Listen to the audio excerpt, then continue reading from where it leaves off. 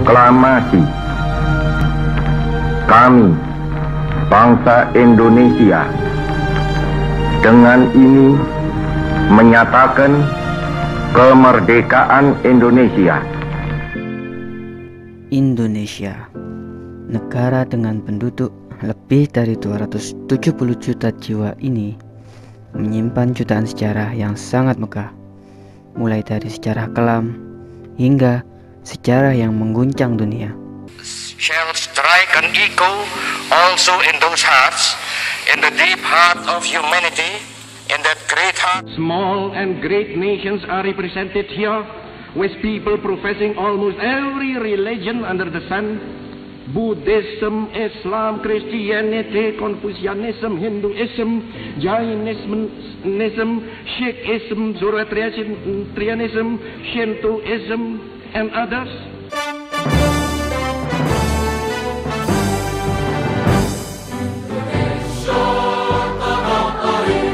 Kemerdekaan bangsa Indonesia yang diproklamasikan oleh The Founding Father Insinyur Soekarno pada tahun 1945 merupakan suatu hal yang sangat mengguncang dunia. Betapa tidak, 3,5 abad lebih lamanya bangsa Indonesia dijajah oleh bangsa asing. Untuk bisa meraih kemerdekaan yang hakiki bukan perkara mudah bagi bangsa Indonesia. Kesewenangan yang dilakukan oleh penjajah pada masa itu sangat merugikan bangsa Indonesia. Namun, harus kita akui bahwa strategi yang dilakukan oleh Belanda pada waktu itu benar-benar membuat Indonesia sulit untuk berdaulat.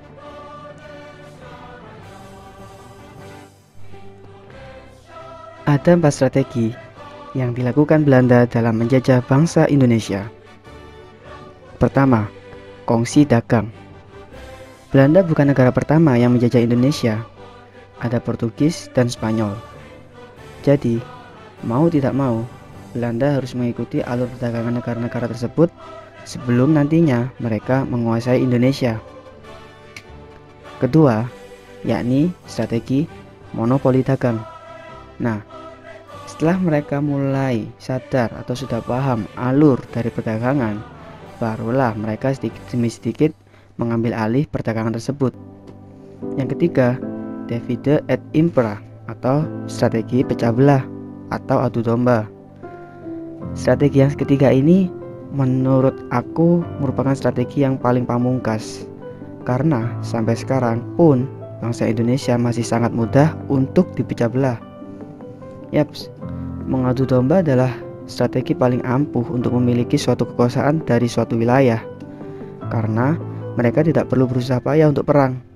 Cukup negara yang dijajah itu saja yang berperang antar saudara. Sisanya pasti mereka lemah dan saling kalah. Kemudian Belanda akan lebih mudah untuk mengambil kekuasaan. Kemudian yang keempat, yakni menaklukkan kerajaan-kerajaan besar yang ada. Ya, setelah menguasai warga pribumi, fokus Belanda selanjutnya yakni menghancurkan kerajaan yang masih ada. Dengan keempat strategi itu, Belanda dengan suksesnya menjajah Indonesia selama kurang lebih 3,5 abad lamanya. Cuma masalahnya ya, hingga usia kemerdekaan Indonesia yang ke-76 tahun ini, apakah benar bangsa Indonesia telah berdaulat dan merdeka seutuhnya? Coba kita lihat di KBBI atau Kamus Besar Bahasa Indonesia ya. Apa itu makna berdaulat yang sesungguhnya?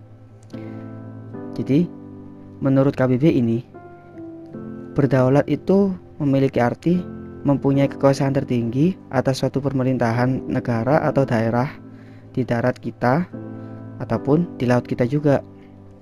Sedangkan makna merdeka adalah bebas dari perhambaan, penjajahan dan sebagainya, berdiri sendiri, ya kan? Kemudian tidak terkena atau lepas dari tuntutan, ya, dari tuntutan penjara seumur hidup ataupun tidak terikat, tidak bergantung kepada orang atau pihak tertentu, leluasa, ya kan? Kemudian bebas untuk berbuat apapun. Itu makna merdeka yang sesungguhnya. So, apakah kita sudah benar-benar bisa berdiri di atas kaki kita sendiri? Atau bagaimana?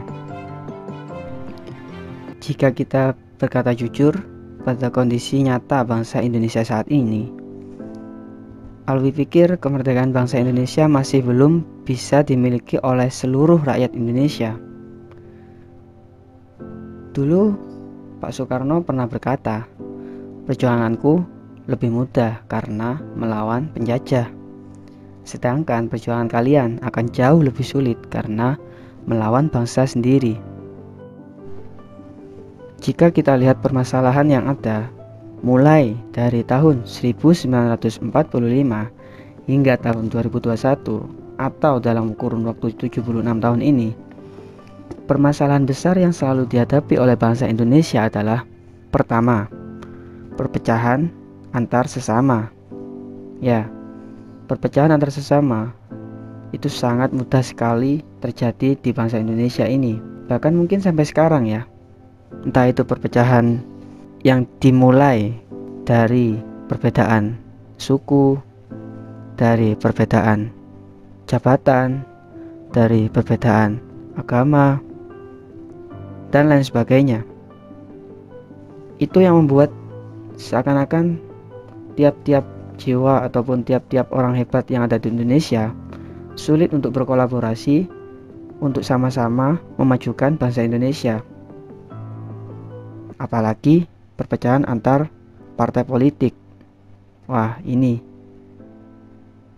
Nah, yang kedua adalah permasalahan mengenai korupsi, kolusi, dan nepotisme.